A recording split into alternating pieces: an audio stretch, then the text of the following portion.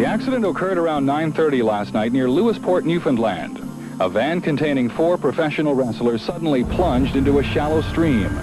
Police in Newfoundland say they're continuing their investigation. Adrian Adonis! A good friend called me. He said, "Did you hear about Adrian?" I said, "No." I phoned my wife. I said, "I'm coming home." And she said, "Okay, why?" I said, "Something happened?" I said, "Yeah." I said, "Everybody's dead." On July 4th, 1988, 3 professional wrestlers were killed in a tragic car accident on a remote highway in Newfoundland, Canada. The most famous name among the victims was World Wrestling Federation superstar, the adorable Adrian Adonis. The circumstances surrounding the crash have grown into an urban legend in the wrestling world, fueling decades of debate and speculation. From what I heard, they're drunk as hell. The driver saw a moose,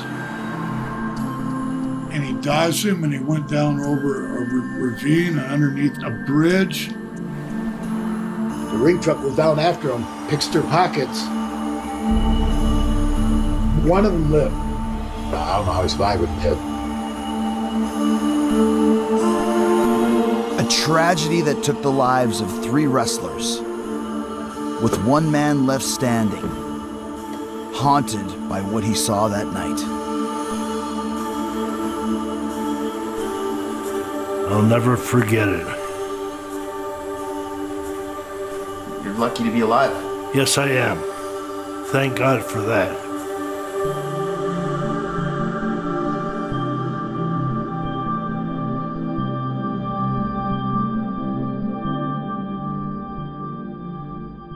I'm gonna slap him around in front of all you scumbags, you ignoramuses, and all you freeloaders, and all you armchair quarterbacks, and people you think that you know about the sport of wrestling, which you know nothing about. In the 1980s, Vince McMahon's World Wrestling Federation presented a larger-than-life world filled with heroes, villains, and a rotating cast of colorful tough guys. But few were more colorful than the adorable one himself, Adrian Adonis. Adrian Adonis was one of the best big man wrestlers in the game at the time. This is very deceptive. Adrian Adonis was a really unique wrestler because physically he had this body that didn't look like it would be acrobatic. Look at that! And it was. Unbelievable performer. Unbelievable. His timing alone made him exceptional. Oh, the dancing bear. Look out! Upside down and out! Tweedle toes, man. The guy could move like nothing. And regardless what these fans think, Adrian Adonis is a devastating individual in that ring.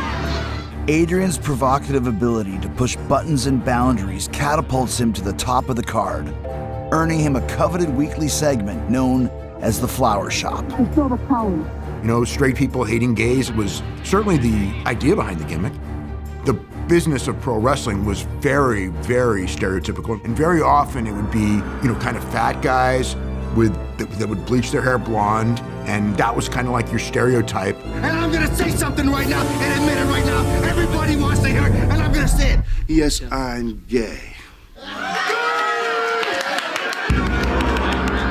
Adrian knew the business well enough so he knew what he had to do to make people hate him. And he did that. There's not too much really that's adorable. However, the star's flamboyant in-ring persona could hardly be more different from the reality of the man behind the character. The black roots are showing in the hair. Is that I'm natural. What are you talking about? Wasn't a bullshit wrestler. He was a bona fide, legitimate, tough guy that had his fair number of street fights in his lifetime. I'm Bret the Hitman Hart, 7-time WWE World Champion, WCW Champion, and a WWE Hall of Famer. Just letting him use the fist. Oh, look at that! The Hitman! Bret Hart! And I'm a very close personal friend of the late Adrian Adonis. Born Keith Frankie, the future Adrian Adonis grew up in a working-class neighborhood in Buffalo, New York. He's bread and butter Buffalo, man, born and raised. We grew up on the west side of Buffalo, rough neighborhood, 90% Italian. I'd never seen him lose a fight in my life. As soon as he put that smirk on his face, you knew you better get the hell out of there or you're in trouble. My name is Anthony Gugino, and I'm a close friend of Keith Frankie, the wrestler. Adrian Adonis, as you would know him. You couldn't help love the guy, man. He had a heart of gold. I mean, he'd do anything for you. But if you crossed him, he'd pick you up and body slam you like that, like nothing. Keith was my local Brazzi. I'm 5'5", 120 pounds. He's 6'2", 240. And when someone owed me money, I just walked with Keith by me and said, "You got my money?" And they just looked and said, "Yeah." He was what they call very connected. He said, "I'm with Adrian." It's like it meant you had a gold card to go wherever you wanted. We started out as a high school fraternity, Kappa Beta. From there, we went to street gang. From street gang, we went to fighting with everybody. We were the baddest in Buffalo, so everybody had a target on us. Most of our guys became gangsters. But Keith had a purpose, and why waste your life fighting with these idiots when you could go and become something?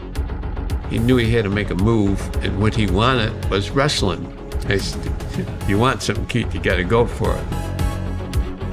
Dropping out of high school to focus on wrestling, Adrian brings his experience fighting in the streets to the squared circle. I watched Adrian when he first started in Amarillo, Texas. I was about 15 or 16 then. Adrian announced to the audience that he would take on anybody in the building. It was advertised as, if you could stay in the ring with Adrian Adonis for 10 minutes, you could win $10,000. And they'd be about 4 or 5 guys that would come down and they'd interview them and talk to them while they're outside the ring, and then they would get in the ring. Adrian would knock them out cold. It gives you an idea of what Adrian was like. He was a fearless kind of guy. So you have to be a pretty tough guy to take on all comers, fight fans for real. You don't know who the guy is. My name's Dave Meltzer. I'm the editor of the Wrestling Observer newsletter, and I've been covering pro wrestling since 1971. It wasn't enough to just out-wrestle the guy. He'll go and tell his friends, "Hey, I hung with the guy." It's like, you have to leave marks. You have to pound his face in or break a bone or something. And when he goes around town, it's like, oh God, those guys were killers, And Adrian was one of those guys. In time, Adrian's size, look, and killer instinct lands him a spot in one of the most popular promotions in the business, Verne Gagne's American Wrestling Association. We all knew what he was. He was great. Greg! I'm Greg Gagne. I wrestled for 18 years in the AWA. There's a Gagne sleeper! My father was Verne Gagne, a legend in the sport of professional wrestling. And Adrian came in, and Verne liked him right away, liked his presence in the ring. And eventually, they teamed him up with Jesse Ventura. Well, somebody's gonna pay for this. Somebody's gonna pay dearly for this, ain't that right, Adrian? Definitely so. Let me tell you something, Stanley Blackburn. Jesse was the better talker of the two, but Adrian was not a bad talker. He was a good talker, and they played off each other really well.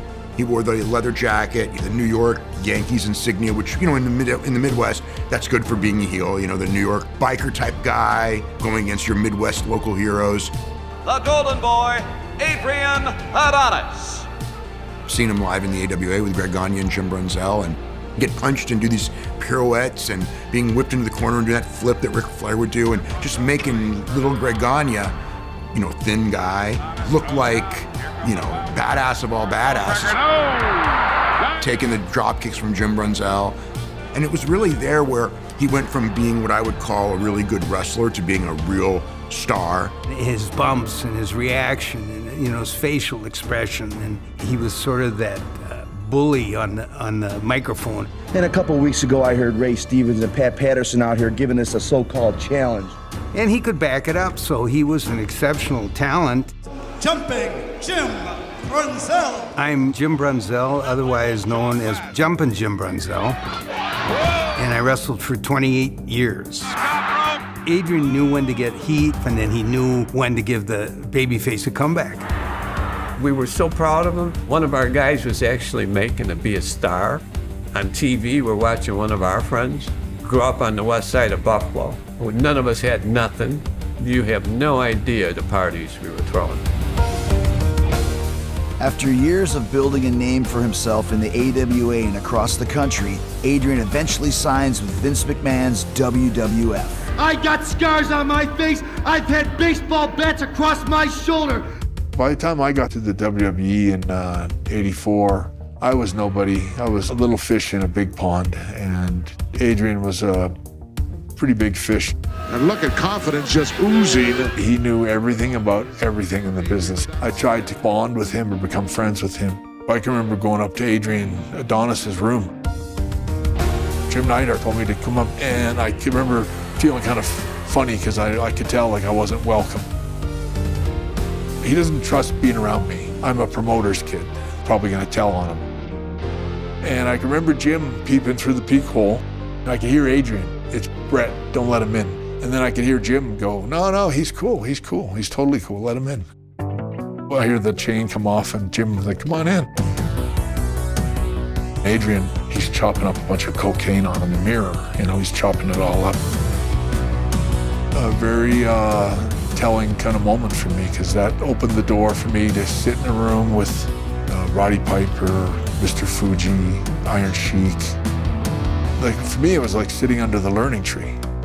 I know I was doing lines of cocaine with all these guys till 4 or 5 in the morning. They were all the most creative minds in wrestling at that time. This is so critical and important for me to be in this room with these guys, listening and learning all these little secrets about the business, wrestling psychology. Whoa, yo, man! And I never ever look back on those days as being wasted time.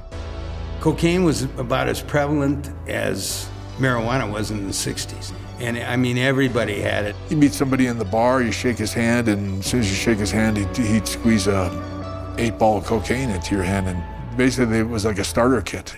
Don't worry, it's on us. They give it to you and tell you that we'll get you down the road sometime, pay me back. Adrian went hard every night, every night.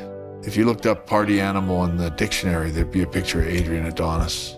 The problem with cocaine was how it could turn around and become a monster in a short time. And then you're sitting at home watching soap operas in the middle of the afternoon and you're going, it's all over.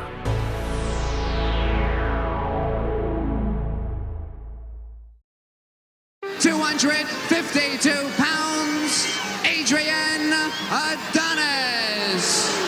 Joining the WWF roster during its 1980s golden age, Adrian Adonis seems destined for greatness. But behind the curtain, the trappings of success begin to take a toll. There was a lot of wrestlers that were strung out on cocaine. And we started to realize it wasn't the friendly drug that we all thought. When we first started snorting it, it's a bad drug that you gotta wean yourself off of and stay away from. Me and Jim Neidhart, we had the white flag up. You have nothing left in the tank, like can't do any more drugs and late nights. We kind of stopped kind of partying with everyone because it was just too much. They were all cokeheads. Don't let nothing fool you. They were all partiers.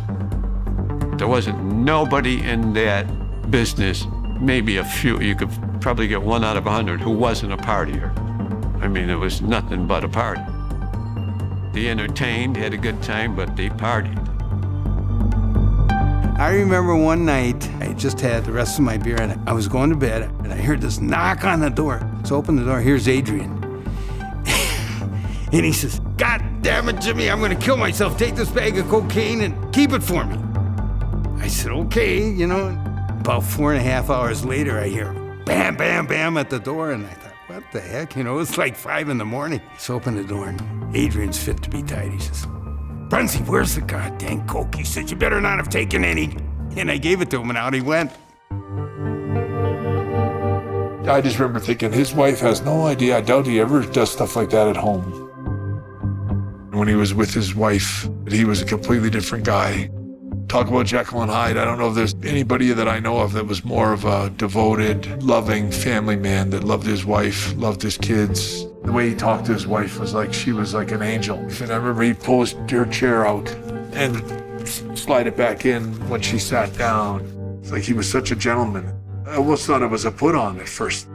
I was 19 when we met. I knew what I was getting into with him. I think to have that strong bond with a wrestler, you have to really love each other. This was his dream, and I wanted it for him.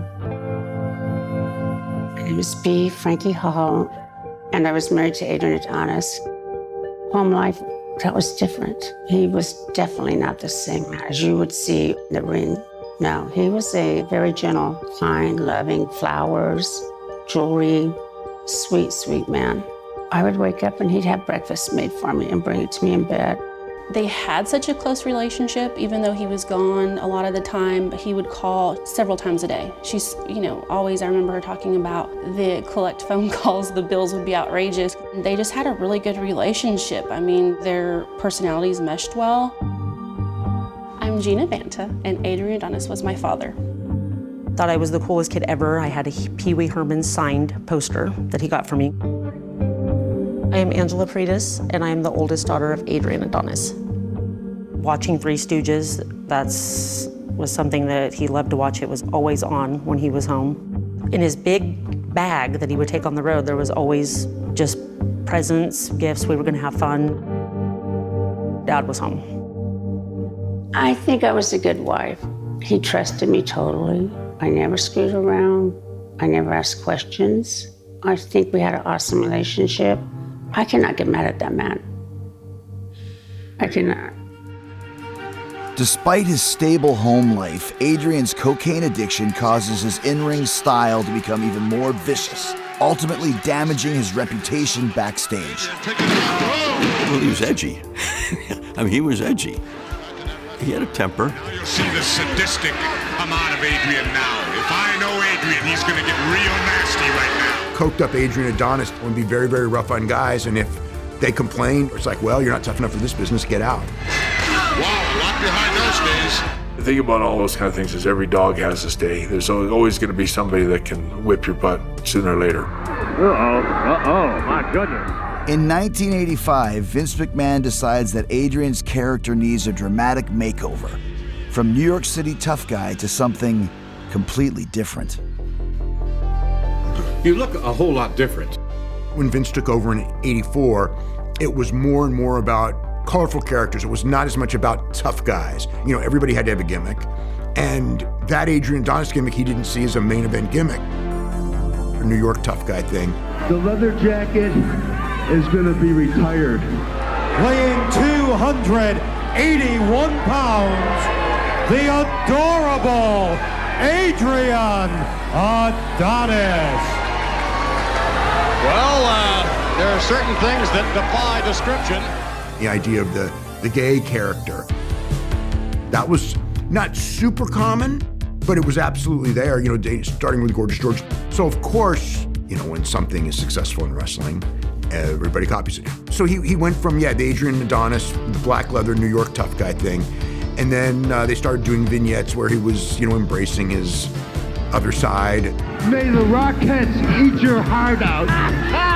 I'll tell you, when they made him dress up with the perfume thing and is a homosexual, none of us liked it, but we understood it. He was too good to be doing what McMahon wanted him to do. But up there, that's the way he had to survive. They do not approve, apparently. If he had to do that, he had to have a gimmick. He had to be this big, like Gorgeous George for Vince to give him any credit. Did they say when he's out on the town that he's a gay blade? I don't know.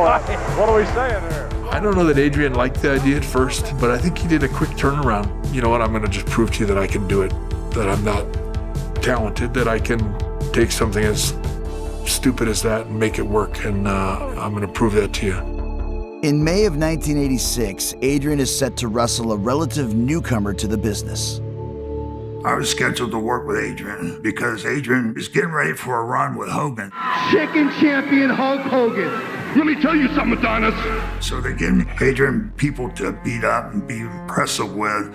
I was kind of looking forward to it because Adrian, was one of the main guys.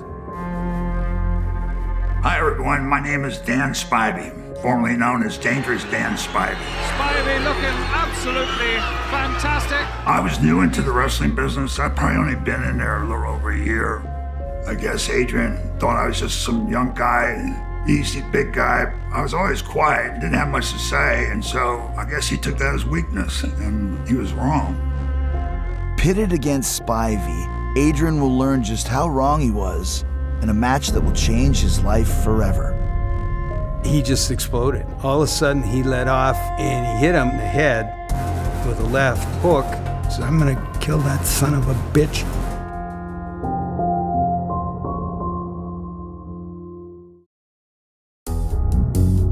In the lead up to his showdown against world champion Hulk Hogan, Adrian Adonis is set to wrestle and defeat Dan Spivey, solidifying his position as one of the top villains in the company.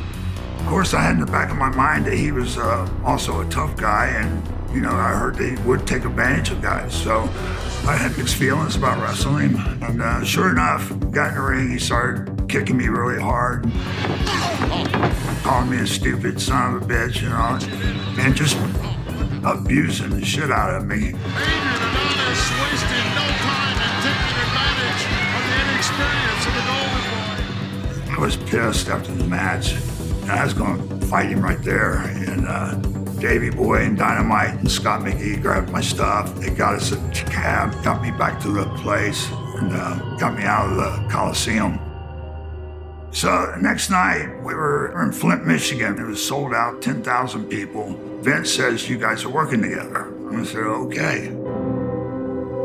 Bob Orton and I had heard there was some bad blood, and it had been building between Adrian and Danny Spivey. We were hoping that the match should get by. He was supposed to win.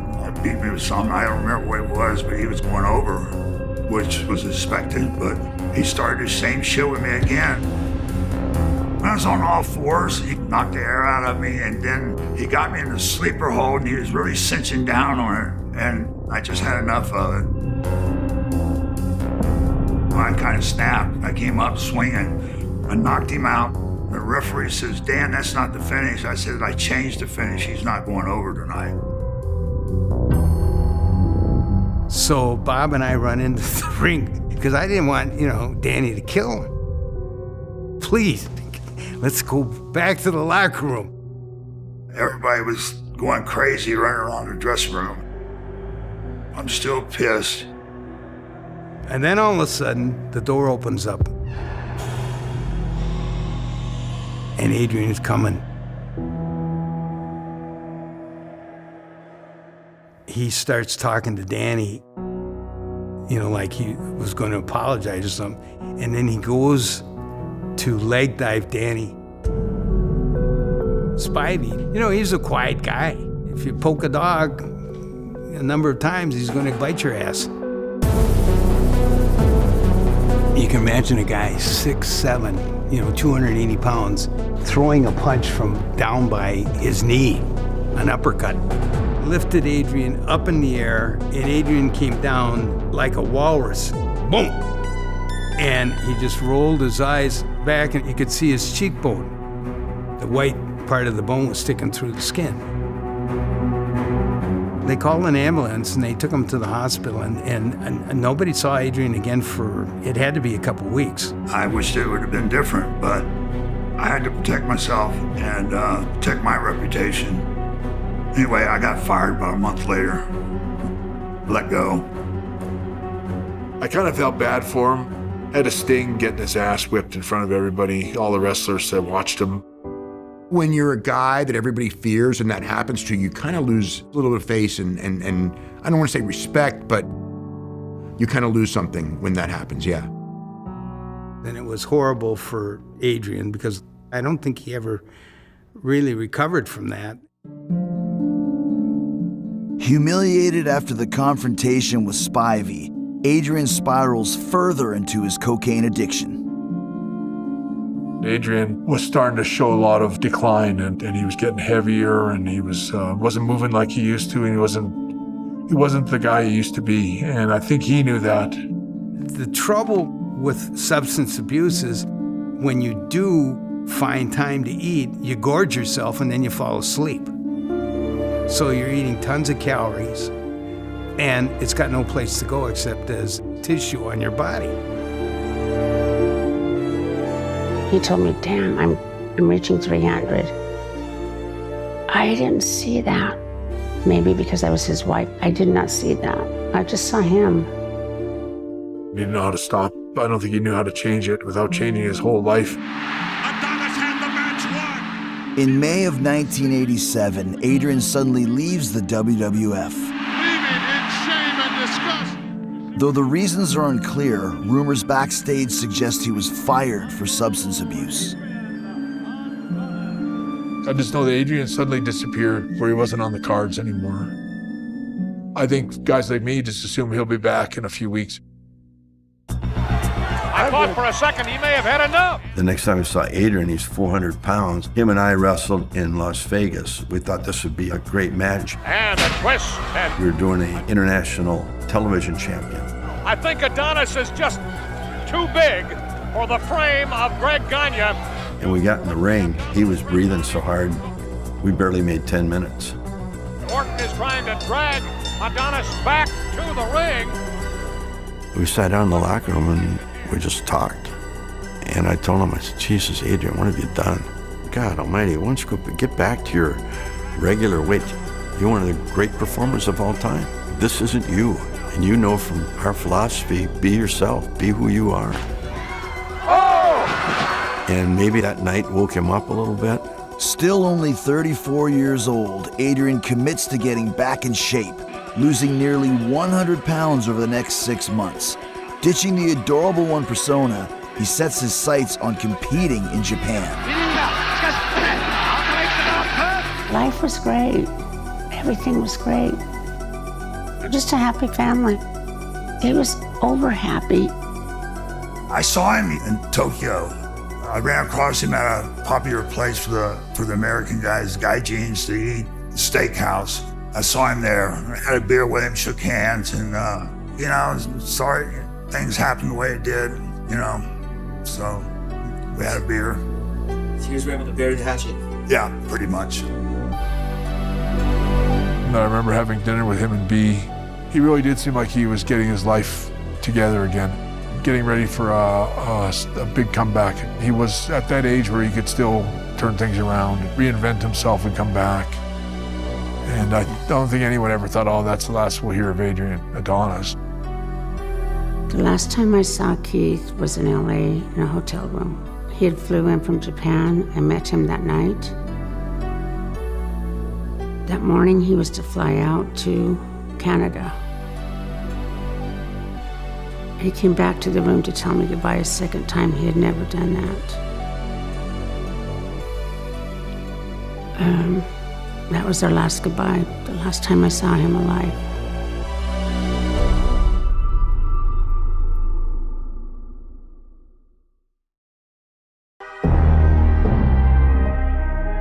Leaving his wife in Los Angeles, Adrian departs for Canada, where his fate will intersect with a pair of veteran wrestlers known as the Kelly Twins. I was the only survivor at that time.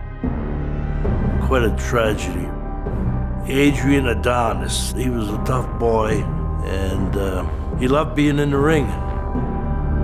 He was a good boy. My name's Mike Kelly, and I've been a professional wrestler for 23 and a half years with my twin brother, Pat. People have probably known me from the O. Henry commercial. When you consider how big it is. Back years ago, that big chunk of fudge. It's that big chunk of fudge. The Kelly twins were veteran wrestlers that I remember from the 60s. They worked for my dad, identical twins. You couldn't tell which one you were talking to. This is when we were in Japan. A bunch of us sitting around a sushi bar, drinking and eating. I think this was in Tokyo. Hacksaw Higgins. I think my brother fell in love that night. Yes. We were inseparable. We enjoyed being together, doing things together. My mother always dressed us the same. If Pat had a black coat on, I'd wear a black coat. If he had brown shoes, I would wear brown shoes. We had identical diamond rings, identical watches, identical hats. We lived our life as twins. He got hurt one time, and I wasn't there, and I knew something was wrong. I says, my brother's hurt. I could feel it. We had that special bond, which was good for us. So how did you get the call to do the Newfoundland tour?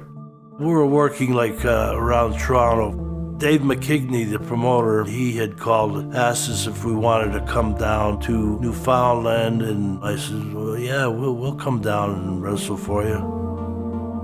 So we packed up our van and drove down with my brother and I, and Adrian Adonis come in from Japan. The main event was Adrian Adonis with the Bear Man against my brother and I.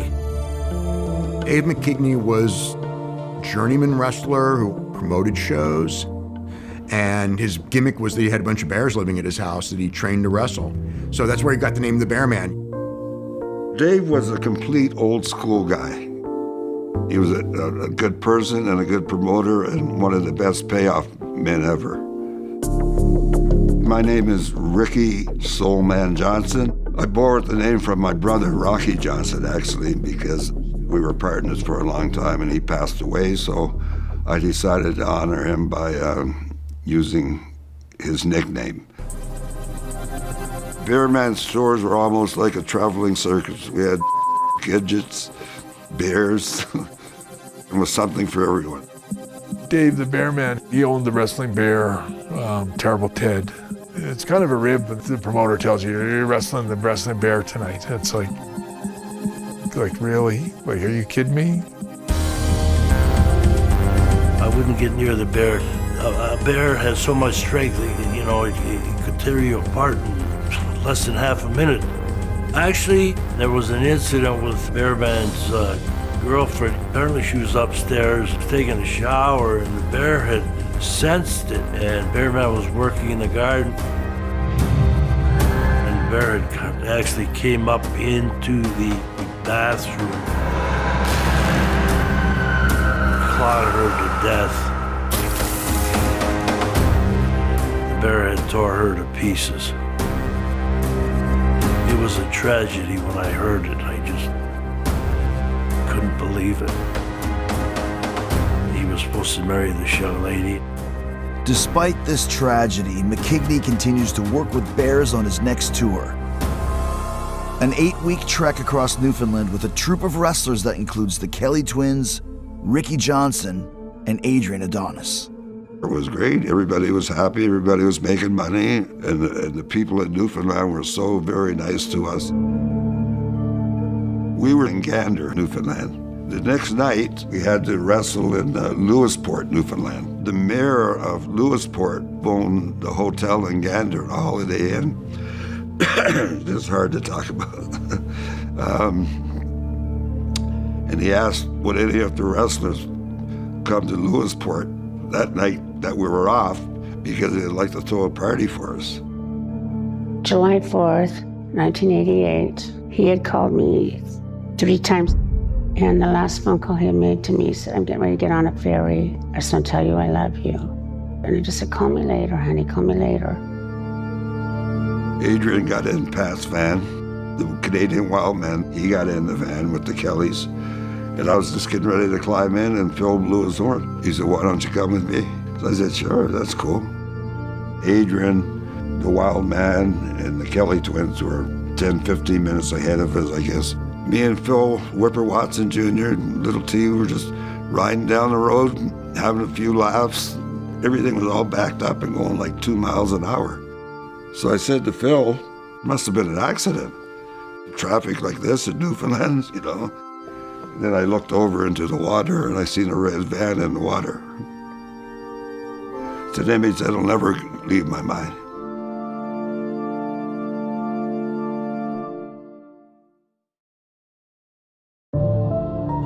We were traveling to Lewisport, Newfoundland, so we could advertise and talk about wrestling. And there was a guy there with a camera. He was going to take some pictures of us. My brother and I, Adrian the Bear Man. It was about 8 o'clock at night. It was as broad daylight as it is at noon. Pure daylight. I couldn't believe it. It was amazing. It freaked me right out. It looks like a desert out there, actually. We had to go around these big rocks. We just barely got through with our van. We were going down the highway and I saw a little bear cub. My brother, the reflection of the sun caught the side of his eye and he had swerved to the left where the grass was. The van had gotten down in a little gully and hit this huge rock dead on.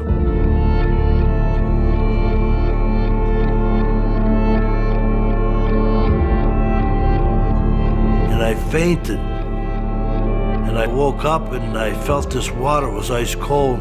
I just wondered what had happened. Like, why am I in this stream? Then finally, I saw my brother behind the wheel, slouched on the steering wheel. He had passed away. I could tell right away. Yeah, it was horrifying. And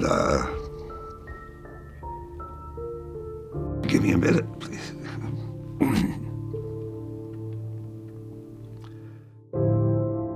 I seen the van in the water, and I said, that looks like the Kelly's van. I knew it well. I went down there with him in it, so. Adrian Adonis was in bad shape. He was in real bad shape. The bearman died instantly. Adrian, he was moaning, help me, help me, help me. I remember Adrian's elbow, all you could see was the bone sticking out of it. I remember thinking, like, we gotta save them, but there was no saving them.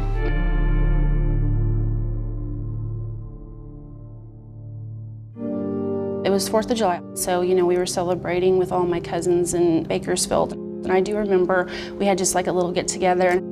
I have a cousin that's scared to death of fireworks, so my other cousin went in to check, answered the phone. They asked for Miss Frankie. But I just remember she came out screaming out of the house. He was passed. He was dead. They said Keith has been killed. He was killed in an auto accident. I said, put Dave on the phone, Dave McKinney. They said, he's dead. I said, put one of the Kelly twins on. I don't know, you put someone on. And then the RCMP called me that night. And he was gone. The first few days after his passing, I was still in shock. I did not want to believe it. Dead is former WWF star adorable Adrian Adonis. Also killed was Pat Kelly on the left. His twin brother, Mike, on the right, was the only survivor of the crash. His brother was your best friend. Oh, yes. We were half an hour apart, and he was very close to me. Where he went, I followed behind. Where I went, he followed behind. We were inseparable. Whole world changed, yeah. In more ways than one, because a couple of road guys that worked for Dave McKagney, the bearman, they jumped in the water also, and they robbed Adrian.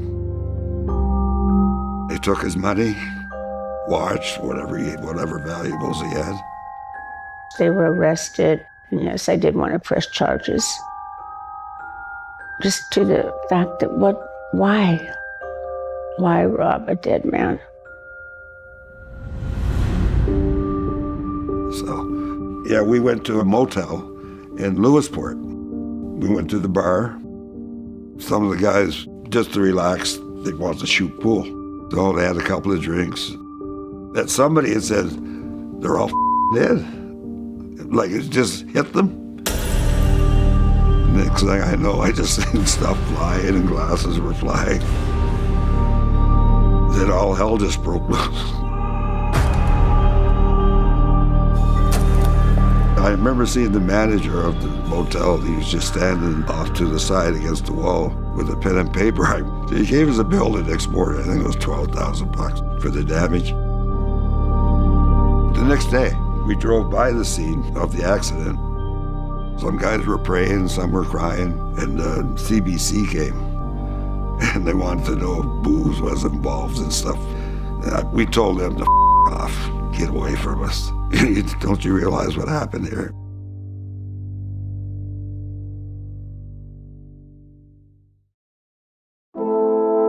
Though it's never been proven, some have suggested that the accident that killed wrestlers Adrian Adonis, Dave McKigney, and Pat Kelly resulted from drinking and driving. I don't like to think of Keith dying like that. They probably were coming from a wrestling match, partying, having a good time. No drugs, no alcohol. The doctors had checked all that on me, and that there was no. And nobody was drinking in the van? Definitely not. No, definitely not. I keep a photo of him in my wallet at all times. I have photos of him in my bedroom. Yeah, he was my life. But things have to go on. By the grace of God, it could be you, because you never know. We're on the road every night. Guys were drinking a 12-pack of beer, smoking, joints and snorting coke and driving 100 miles an hour. And nobody got killed. Here's a guy doing the right thing, and he ends up dying in a tragic accident. When all of us guys are out here doing the wrong shit, and we're still alive. How does that balance out? I guess God was right, the good die young. And Keith was one of the best. He was one of my closest friends, even though we were miles apart. I was in a federal prison in Texas. When he died, I was in custody, so I wasn't able to go to the funeral. I remember B telling me that he was so big that nothing could ever hurt him. I remember thinking the same thing, like he was indestructible. The whole funeral was a blur. It really didn't hit me until later. I bought the home while he was in Japan, and this closet in this new home, I had his jacket with the New York emblem. That was the only thing in that closet. I don't know who put it there. I could just smell him. Everything came flooding back, and that's when it really hit me. I took that damn jacket and I went to bed. And that was the finality of it. He was never coming home, ever.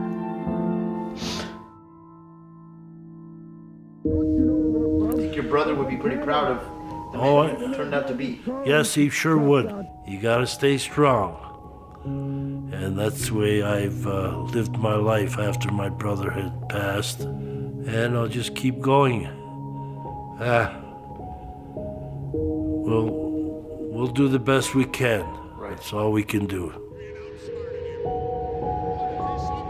Adrian Adonis was a very, very talented guy, and I don't think he ever got the due for his talent that he should have, just because it was not an era where people really recognized that. Like, if a guy with the talent of Adrian Adonis was around today, everybody would know how good he is, and he would be a big, big star. World Wrestling Federation Tag Team Champion, Adrian Adonis. He should be honored. He should be in the Hall of Fame. He's a Hall of Famer, without a doubt. I think that if Adrian hadn't been in that accident, I don't think it's impossible to think that 5 years later, the WrestleMania, Bret Hart versus Adrian Adonis, like, who knows? I would want him to know how much I appreciate all the little bits of advice and encouragement that he gave me all through my career, and just the friendship that I had. I learned so much from him, and I never take it for granted. I would have given anything to have an Adrian Adonis waiting for me in the ring.